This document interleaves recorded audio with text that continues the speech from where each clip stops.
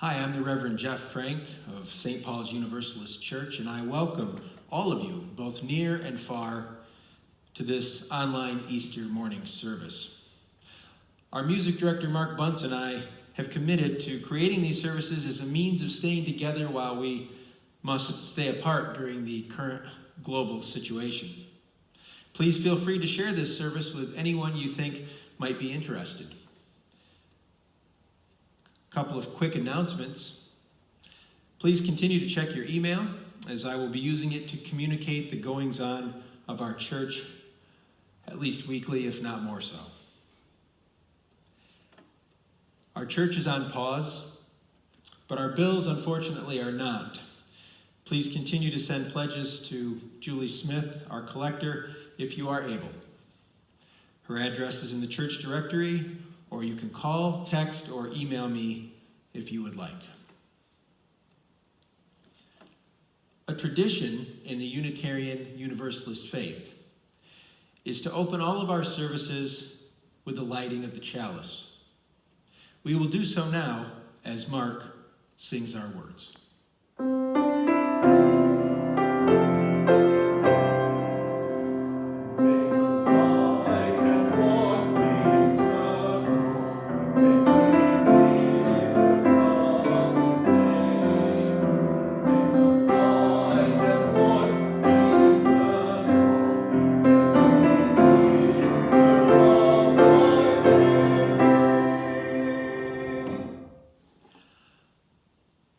I open our service with these words written by Elizabeth Strong.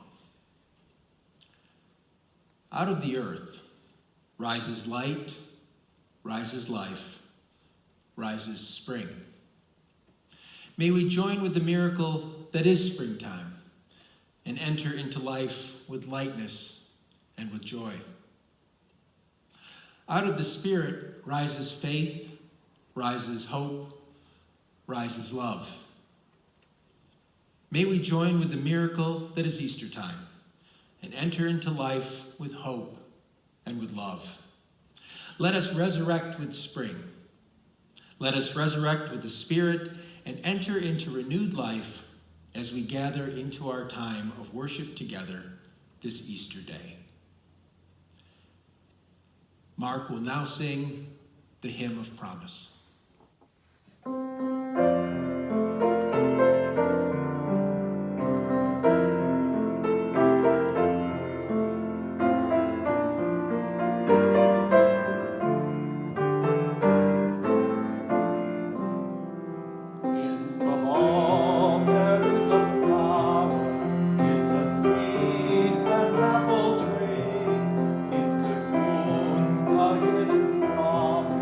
Butterfly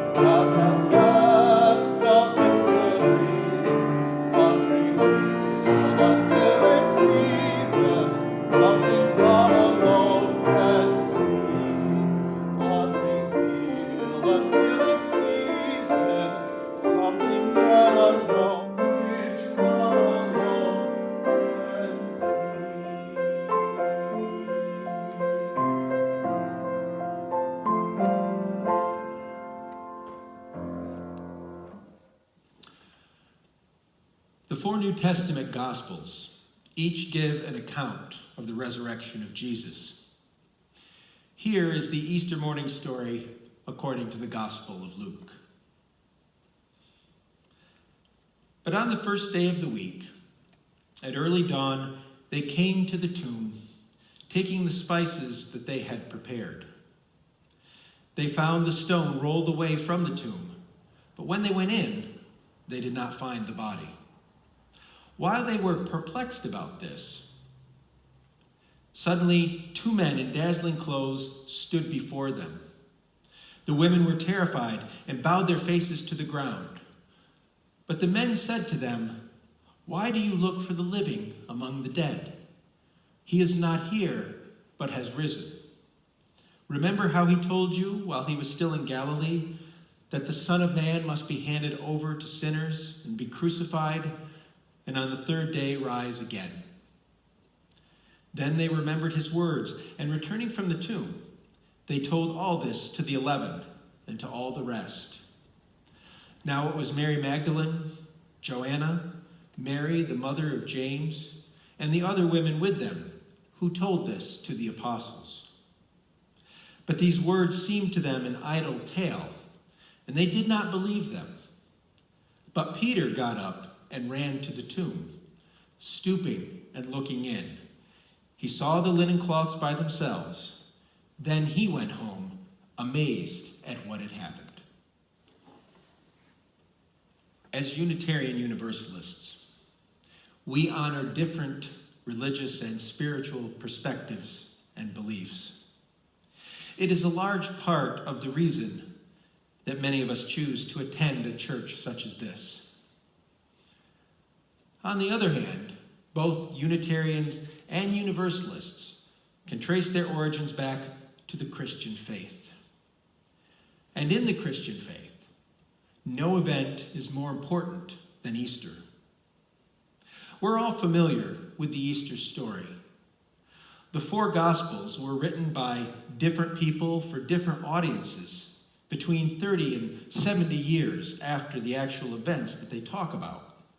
So there is some variation as to the specifics, but they all culminate with the death and resurrection of Jesus, symbolized by the empty tomb. My question for you on this Easter Sunday is, what do you do with an empty tomb? How do you respond to that notion of Jesus being placed in the tomb, a large stone rolled in front of it, and then finding that stone rolled away and the tomb empty 3 days later? One response, of course, is to simply dismiss the Easter story as a fable. After all, people don't come back from the dead after 3 days, do they? Isn't it possible that the whole thing was just an elaborate hoax perpetrated by Jesus' followers? I don't think so. And let me tell you why.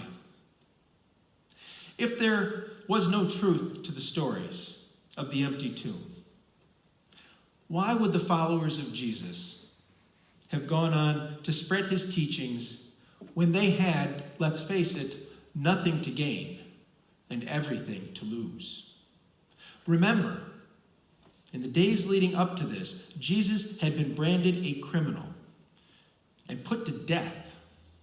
His followers, from all accounts, had fled in terror after his arrest. They knew full well that anyone associated closely with Jesus would be dealt with harshly. Just look at the disciple Peter, who had denied knowing Jesus 3 times.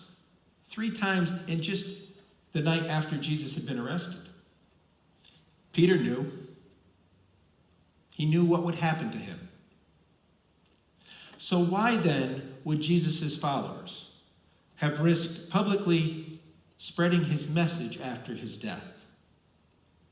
It would have been easier, so much easier, to just keep their mouths shut, lay low, blend in, and go back to their old lives.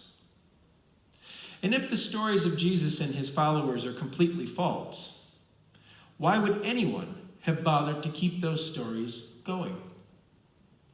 Why would Christianity have gone on to become the biggest religion in the world some 2,000 years later? Even from the very beginning, the church has struggled to interpret the events of that empty tomb, of that first Easter. Being almost 2,000 years removed from that time, it's easy for us to make the mistake of thinking that the Christian church just sort of came together, figured it all out right from the start. But that was not the case. For nearly 3 centuries, Christians held many different views of the Easter story. It was not until the year 313 AD when the Roman Emperor Constantine converted to Christianity and called together a council in what would be modern-day Turkey to determine what was official church doctrine and what was not, so that there was a consistent message. That message of the Council of Nicaea is still a part of most Christian denominations today. And it goes something like this. God loved humanity so much that he sacrificed his only son for all of our sins, for all of our wrongdoings. If you believe this, then God will reserve a place for you in heaven. If you don't believe this, or rather, if you don't believe a specific interpretation of this, there are many denominations, then this loving God will send you to hell. This mixed message of a God who is so loving and yet capable of being so punitive has never sat well with me. And it's a large part of the reason that I attend this church. I think it may be a large part of the reason why some people don't attend any church. Our religious ancestors, the Universalists, held a different view of the meaning of the empty tomb. A radical view that we don't always think about or appreciate in our modern church. Whereas some other denominations took the position that the sacrifice of Jesus on the cross was for a select group of people who believed a certain way, Universalists held the view that the sacrifice of Jesus was for everyone. Everyone gets saved. Whether you choose to look at the Easter story literally or figuratively, the Universalist message is that God looked at us and God said, I know you fall short. I know that you don't always get it right. You routinely screw up, and quite frankly, you do some pretty terrible things to one another. So no, you haven't earned the salvation that comes by this sacrifice. But I'm giving it to you anyway, because I love you. I want you to think about that for a minute. When we look at the Easter story through Universalist eyes, we are liberated and filled with hope.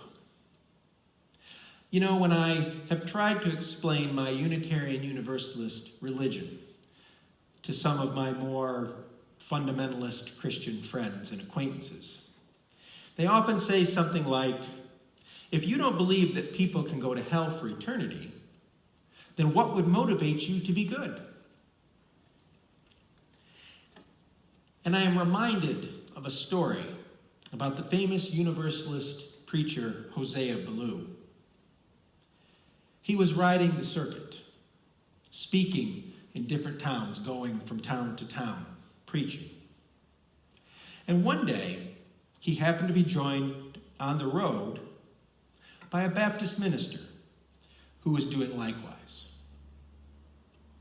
They got to talking, and at one point, the other minister said, Brother Ballou, if I were a Universalist and feared not the fires of hell, I could hit you over the head, steal your horse and saddle, and ride away, and I'd still go to heaven.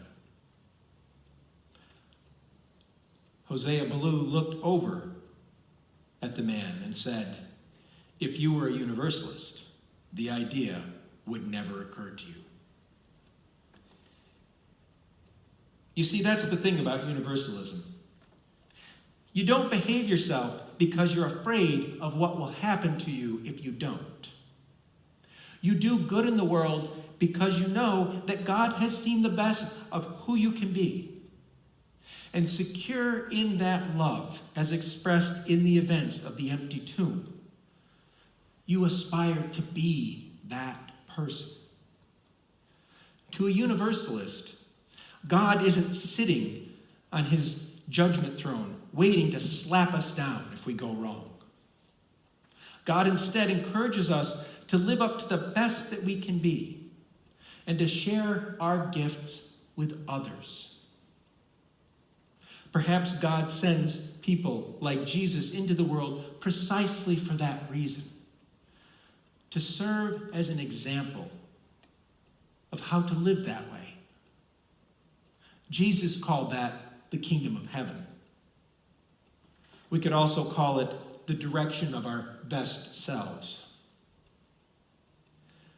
The radical message of universalism is a message of hope.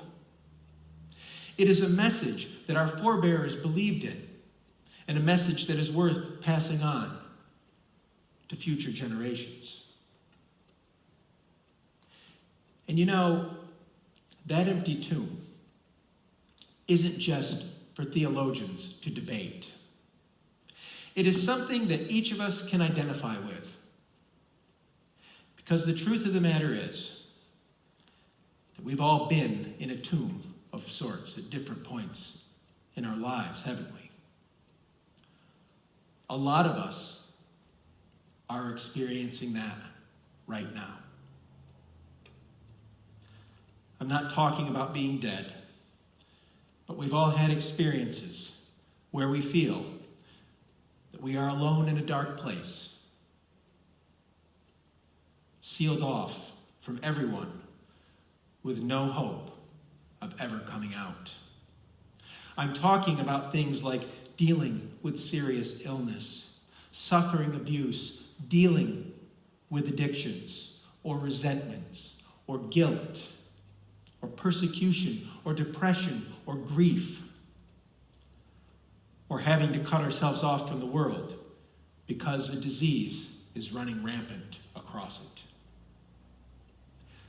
We all have those times in our lives when we feel that it's never going to get any better. When it feels as though all that we have is despair.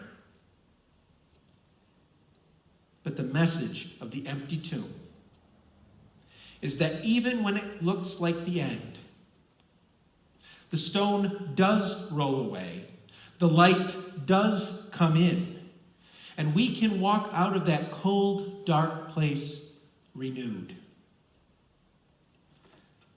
The message of the empty tomb is that even when it feels like it's the end, there is life. There is life. And where there is life, there is hope. Amen. Here's Mark with Beethoven's Hymn to Joy.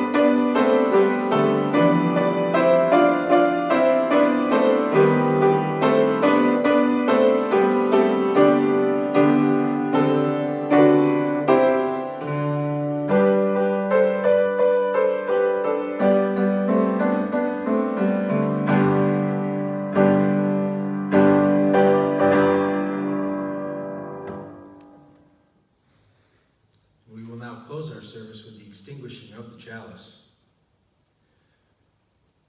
These are words of Amy Zucker Morgenstern. Never has it been more true than now.